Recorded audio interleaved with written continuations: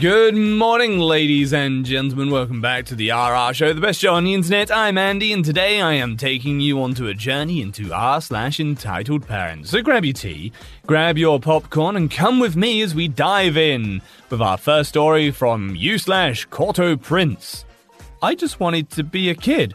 My mum's immigrant guilt ruined my childhood. My mum and I immigrated to the US in 1997. She met my stepdad through an international dating service. My life in America was never hard, so to speak. My mum always told me and my sister growing up that times were tough. As a kid, I never knew what that meant. My childhood was filled with the word no. As a kid, you're gonna want toys and go do things with friends. My mum always said no. And if I asked my stepdad, all he would say was, "Go ask your mum," which always led to, no. Now I'll say this, I was never starved, I was given what I was needing growing up, but it was always bottom of the barrel. I remember I asked my mum for a pair of Nikes once, and I really mean once. They were $65.99, and my mum looked at me and said, "You're so greedy! You're so ungrateful for what you have! Your family back home could never afford nice shoes like that! Don't ever ask me for shoes like that again!" Until I got my first job, I wore Walmart and Kmart. My mum had it drilled into my head that asking for things that any kid would ask for was wrong. That the family back home had it so bad and I would be doing them an injustice for having clothes or toys or video games when they couldn't. A side note that's important, when I came to America initially, my mum and stepdad did not want me to start school a year late. So I brain dumped Spanish and learned English. It was not until last year, 2022, that I really started taking initiative to learn Spanish. Also, a side note about my parents, they have separate bank accounts. My stepdad claims that his money is his and my mum's money is hers. This will become relevant. Also, my mum would never pay for a ticket for me to visit our home country because she said it was too expensive and I didn't speak Spanish anyway. I got to the point where I was pretty fluent in conversational Spanish. My original plan was to surprise my mum that I practiced by getting in touch with family members back in our home country.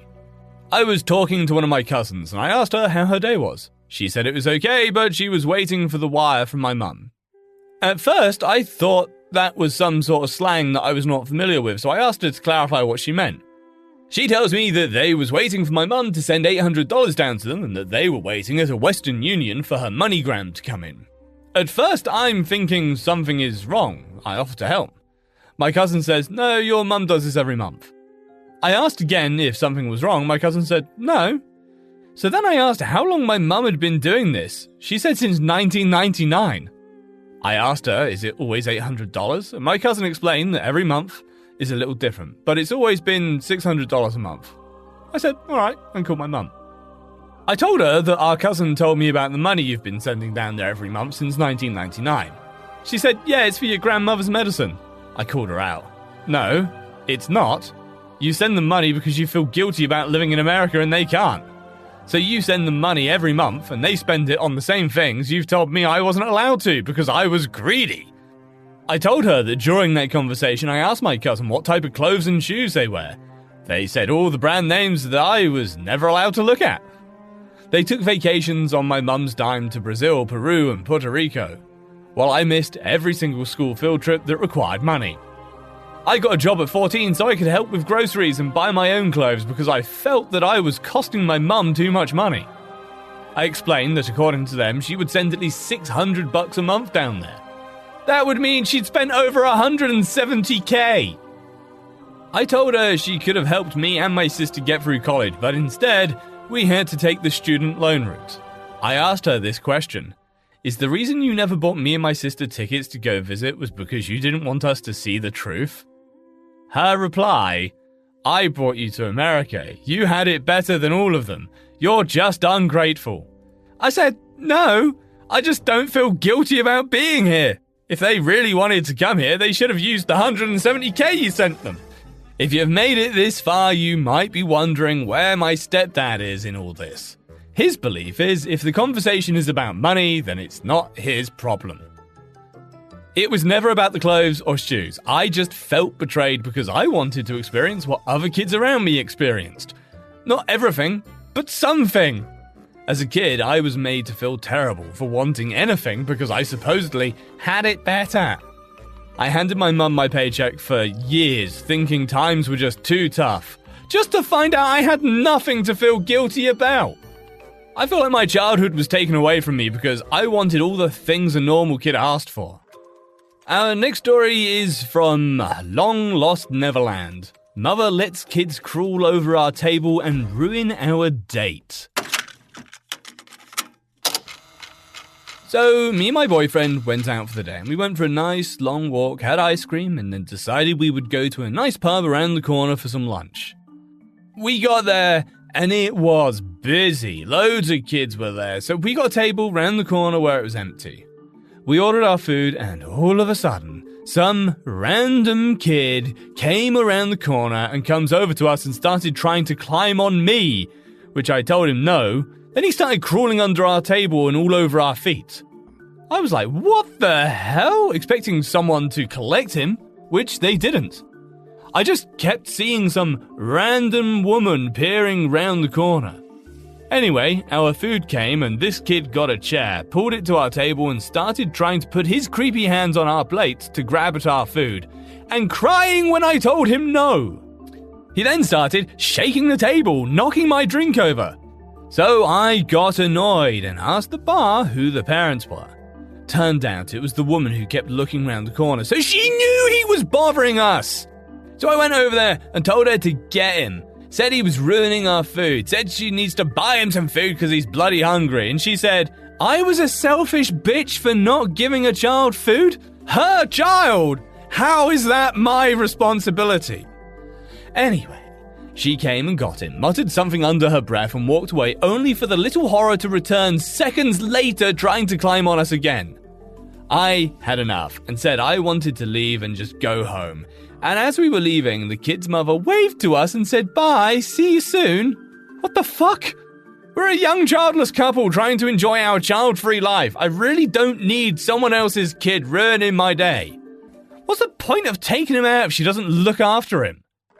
Okay, there's a really easy way to handle this. When you find rogue children that are being neglected by their parents, you give them ice cream, espresso, and tell them their mum promised to buy them a puppy on the way home. Simple solution. Works every time. Next story is from Chicken Dog Eater. My mum thinks she can control every aspect of my life, and she still thinks I'm going to stick around after I turn 18. So, my mum, 52, female, thinks she can control me, 17 male, and every aspect of my life. So for some context, I'm the middle child. I have two brothers, 18 and 12. Both my dad, 55, and my mum don't work and they just get money from my rich grandparents. My dad overall is pretty chill, lets me do whatever and doesn't really give a fuck most of the time. But my mum, on the other hand, has a few screws loose. For the last 10-ish years of my life, my mum has been an overbearing parent. Always concerned about my grades. I do fine in school, mostly A's and the occasional B. Not letting me hang out with friends on weekdays, always going through my phone and text and just stuff like that. My mum gave me a phone, but limits my screen time to 30 minutes for everything a day, so yeah, not much. I'm currently writing this Reddit post from a phone I bought off a classmate that my parents don't know about. Since I was young, like around 8 years old, any time I would make a small mistake, such as forget to take out the garbage, my mum would blow up and yell for hours at me. Sometimes it would even last multiple days. And after she's done yelling, she uses anything that I find joy in as punishment. Here are some examples of the punishment she has used in the past. She doesn't let me play video games. I'm not allowed to game almost 90% of the year. Doesn't let me go out with friends on weekdays. Doesn't make me food. I have to walk to the store, use my own money to buy and cook food. Makes me sleep on the floor, usually when I forget to make my bed. When I'm currently not allowed to play video games, and before I got this secret phone, I would read a lot and she wouldn't let me read. And I would just sit and not be allowed to do anything, pretty much bored to death. Those are the ones I can remember off the top of my head, so there's probably a lot more. My brother, 18, made the mistake of telling my mum that he has a girlfriend when he was 15. Because since then, she goes through his text messages every day and also doesn't let him see her as part of his punishment. So, when I started dating this girl around a year ago, I did not make the same mistake as my brother. For me to hang out with my friends or girlfriend on weekdays, I told my mum I joined a school club. She thinks I'm in like 3 different clubs. I just show up to the clubs. I'm kind of friends with the club president. I show up for the club photo day and that's pretty much it. Get on the email list to prove to my mum that I'm in the club. My girlfriend's parents know about my situation and are very supportive. A couple of times my mum has kicked me out. My girlfriend's family always takes me in and makes me feel welcomed. I have already got some plans regarding my exit strategy. I already have a bank account my mum doesn't know about because my current one she has access to. I've also talked to my grandparents and they said they will pay for my university and all expenses while I'm a student. And the moment I turn 18, my girlfriend's parents said I can stay with them for a couple of months between my birthday and the start of college. Our next one is in from entitled Mother-in-law fully expects to receive a car when decades divorced father-in-law passes away. Long story short, my father-in-law and ex-mother-in-law have been divorced for like 20 to 25 years. She left him because she thought she could do better, but then he met someone else and he was very happy with, and she hasn't. So there's a lot of bitterness there. A summary of ex-mother-in-law. She lives like the world owes her something. Does not live within her means and also never takes responsibility for her terrible financial choices. Refuses to set up a budget for herself because it's just too depressing. Every few months she manages to guilt her mother or my husband's brother, and one time my father-in-law into giving her cash to get out of some debt, and the cycle starts over. My husband has shiny spine though. We have our own family with our little girl as dependents. We can't support her too. So today was our girl's 5th birthday, which they both attended.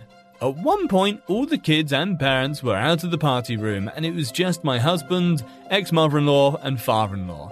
And father-in-law was telling my husband about how his final affairs are set up and what he and his brother should expect in inheritance. And since he lives locally to us and not my husband's brother, he says, "And you'll get my car then." To which ex-mother-in-law chimes in, "If you're gonna get his car..." To which my husband didn't respond. Discussing later with my husband, we're on the same page that what she means is really she wants husband's sedan, not father-in-law's SUV, and expects us to take the SUV and for her to receive husband's current car for free at such time that father-in-law passes away. If you're like me, you may well be thinking something like, why the hell is father-in-law discussing his financial assets and inheritance in front of mother-in-law? Especially since it would be my husband who would be dealing with the awkwardness when we inevitably tell her, no, we're going to be keeping the car we have, selling the father-in-law's and putting the money in the girl's college fund. But I think father-in-law is just vindictive enough to posthumously stick it to her by putting her through the hope and then disappointment when she doesn't get something she'll have rationalized that she deserves, knowing full well we're not giving her a whole-ass free car. Alright, one more story from Nemu the Phoenix, entitled Neighbor Berates Me for Exposing My Body to Her Grandson. I am simultaneously baffled and weirded out by a call I just received from my neighbor. Her son and his family are visiting for the week. I know for a fact she is one of those people who looks over the fence at what we're doing and sends countless messages berating us for letting weeds grow in our property. I received a call from her furious at me for walking around naked in my garden where her grandson could see me from her upstairs balcony. She screamed at me for 10 straight minutes without giving me a chance to get a word in edgewise. I asked her when this was, as I have never, not once, gone outside the door without any clothes on. Apparently, she saw me hanging up the washing in my gym clothes, a sports bra and short pants, and assumed I was wearing underwear. Now, I admit I am not a small girl, but I am working on feeling positive about myself and therefore started wearing clothes that make me feel good. She demanded that I never wear such vulgar clothing again, or she would report me to the police for public indecency. I just started laughing and ended the call.